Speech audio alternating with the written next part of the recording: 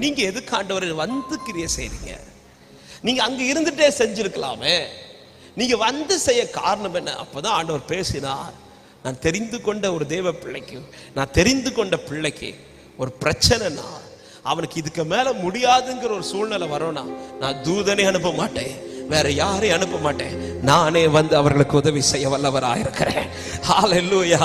எனவேதான் 91வது சங்கீதம் சொல்லும் போது, அவன் உன்னதமானுடைய மறைவில் இருக்கிற சர்வ வல்லவருடைய நிழலில் தங்குவான் அப்படி சொல்லி தொடங்கின வார்த்தை.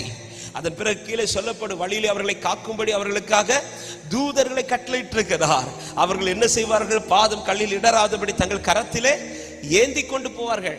சில காரியத்திற்காய் தூதர்களை அவர் அப்பாயிண்ட் பண்ணுகிறார், சில காரியத்திற்காய் இயற்கையை அவர் அப்பாயிண்ட் பண்ணுகிறார், சில காரியத்திற்காய் உயிரினங்களை அப்பாயிண்ட் பண்றார், சில காரியத்திற்காய் தீர்க்கதரிசிகளை அப்பாயிண்ட் பண்றார். இப்படி சொல்லிவிட்டு கீழே அடுத்த வார்த்தை இப்படி கொடுக்கப்பட்டிருக்கும், அவன் நாமத்தை அறிந்திருக்கிறபடியாக நான் அவனை உயர்ந்த அடைக்கலத்தில் வைப்பேன் சொன்னது மாத்திரமல்லாமல், ஆபத்திலே நானே அவனோடு இருந்து அவனை தப்ப வைப்பேன். ஹல்லேலூயா.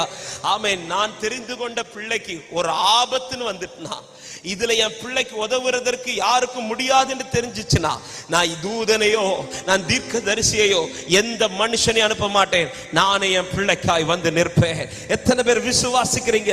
கர்த்தர் வருவார் என்று நிச்சயம் உள்ளவர்கள் நம்பிக்கையோடு ஆமென்.